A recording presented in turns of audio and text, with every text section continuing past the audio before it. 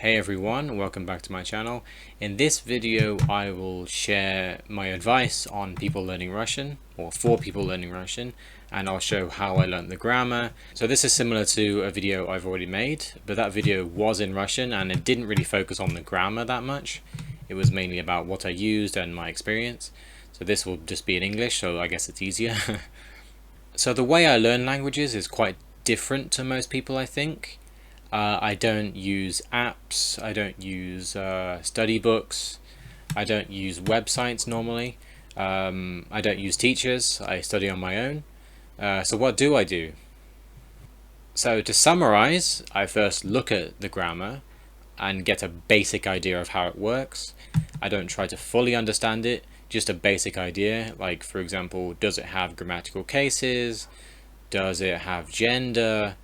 Do verbs change for each person? Things like this. Just a basic idea. Then I learn the alphabet if I need to, and I just start reading and listening to things. So I read articles, I read books, I listen to podcasts, and when I can't understand something, I translate the words. And I only look up grammar if I need to. So say I don't understand the sentence, or I don't understand why a word is changing and I want to know why, I'll look up the grammar. Otherwise, I basically ignore it. So I do this until I can understand what people are saying, and when I feel ready, I start speaking. So I don't think this method will work for everyone. Of course, it depends on preference. It just works for me. So now I'll explain how I learned grammar this way. I'll start with cases because this is probably the biggest problem everyone will have when they first start. So Russian has 6 noun cases, meaning that words will change depending on the context. So how do you learn these? So the way I learnt these was not through memorizing tables, looking at and using grammar books. What I did instead was I picked very simple words that I knew. So every time I saw these words, I would look up what case it was, depending on the ending. So these were words like, I don't know, year, or month, or week, or day, or book, or table, just really common words that I knew. Also cognates, so for example, I don't know, the word information is a cognate, so words you already know. So I use a program called Learning with Texts, which I've already made a video about, which you can see up here.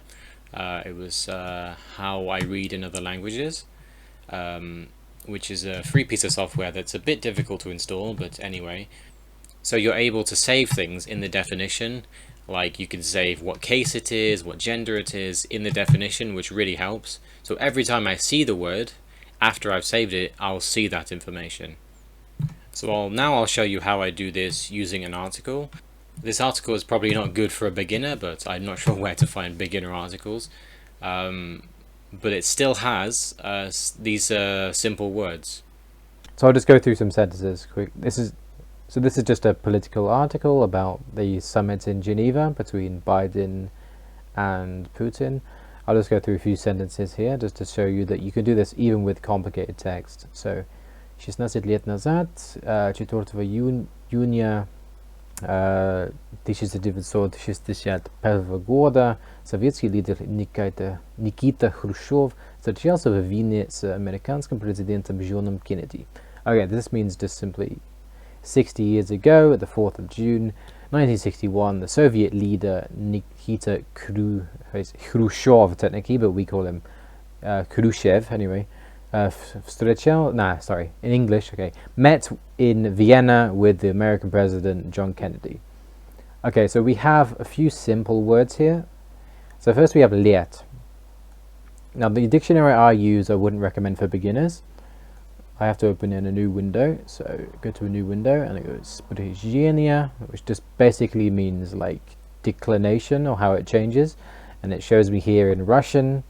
And even if you change it to English, so if I go to English, it won't change, it'll still say it, and so it won't really explain. The site I recommend, I'll give you a link, I'll show a link in the description, but it's a Russian dictionary by Cornell University. Yeah, the homepage, so you just type in, so say if you know it's gourd, you can type in gourd if you want. but maybe you don't know. Maybe you know the definition. It's just year, so you type in year, and then you find what you want. You find God, and you click details, and then it shows you. Yeah, you can ignore this. This is what you want, so you want all of this. So this is nominative, accusative, genitive, prepositional, dative, instrumental. So we're just looking for the word lärt, and we find it here. So this is genitive, and it's plural. So this is singular, plural. So what we do is we go back to this, and we type in genitive plural, which I've already typed, because I've done this a long time ago.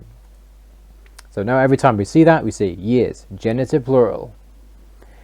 And then we have года, which is the exact same thing, but just a different case. So it's года, which is genitive singular, which I haven't done here.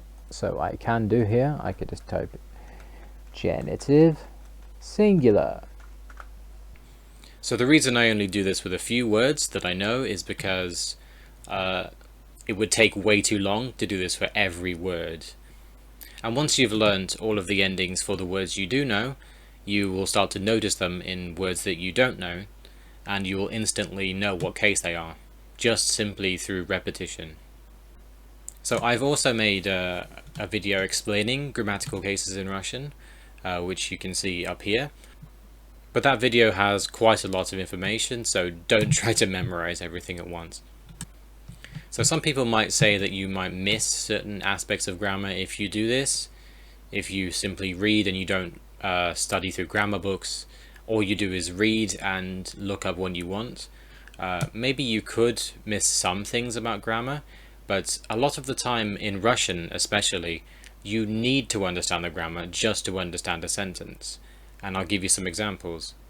So Russian has the preposition "с", which looks like a C, which is normally translated as with in English, but it doesn't always mean that.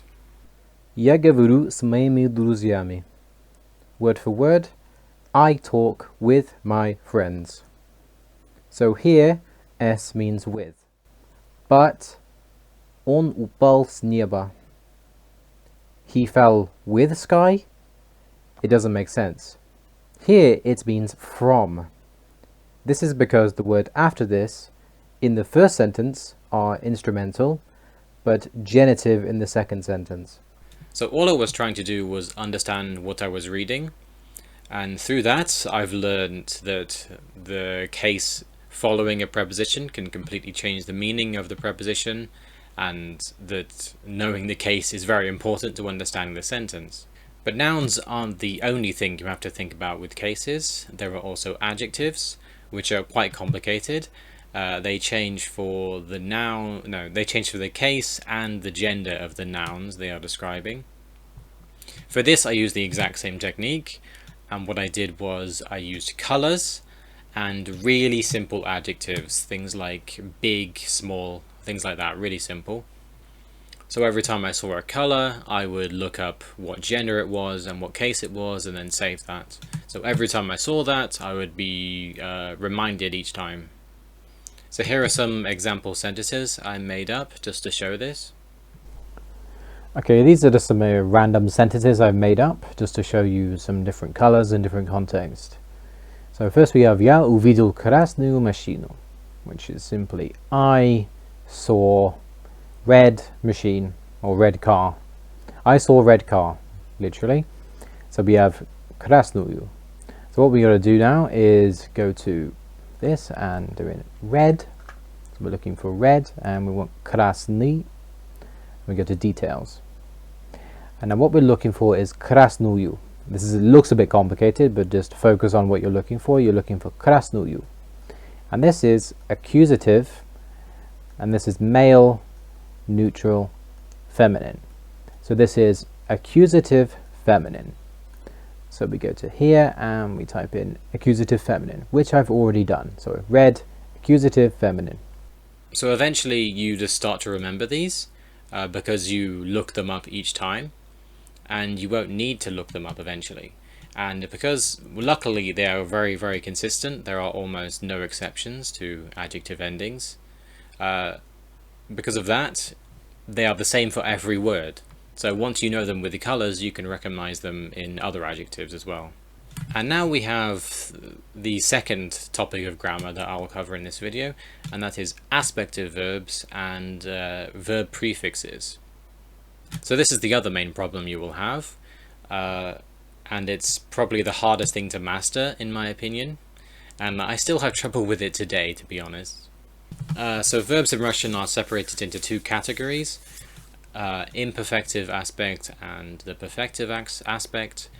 This basically means, well, the imperfective aspect is for ongoing actions or incomplete actions, and the perfective aspect is for complete actions or actions that will be completed once. So the main difficulty here is the fact that there aren't any rules to know which is which. Sometimes it uses a prefix, sometimes a suffix, sometimes it's a completely different word, and the prefix or the suffix could be anything really.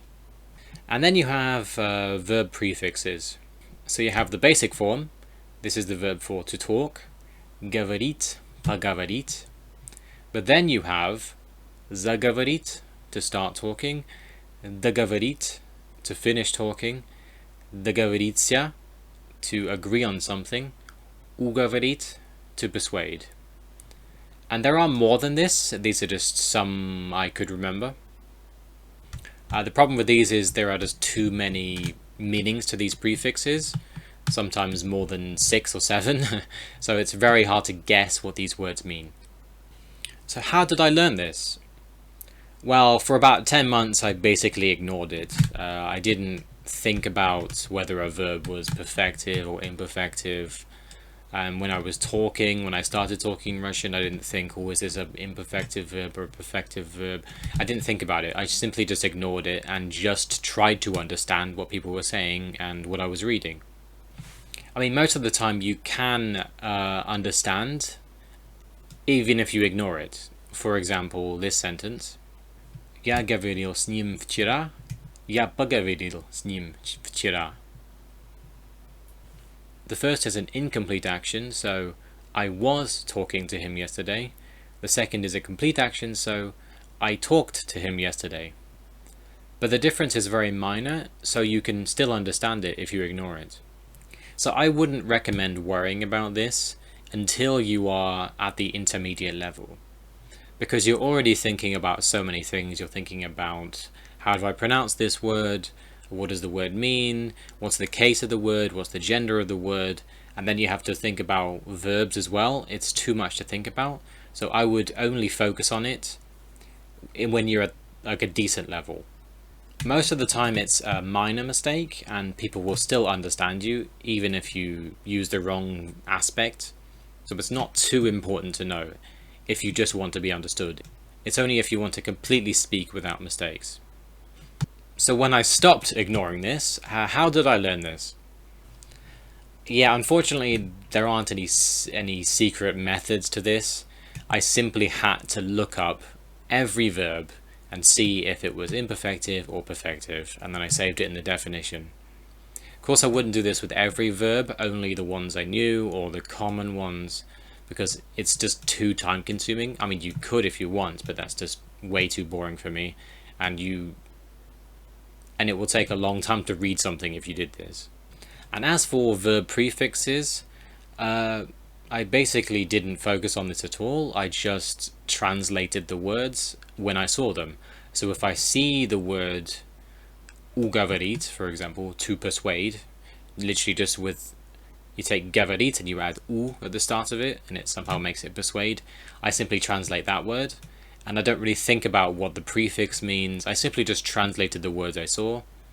Of course, this means I miss some of these different verbs, but if I don't see the word ever and I read a lot, it can't be too important.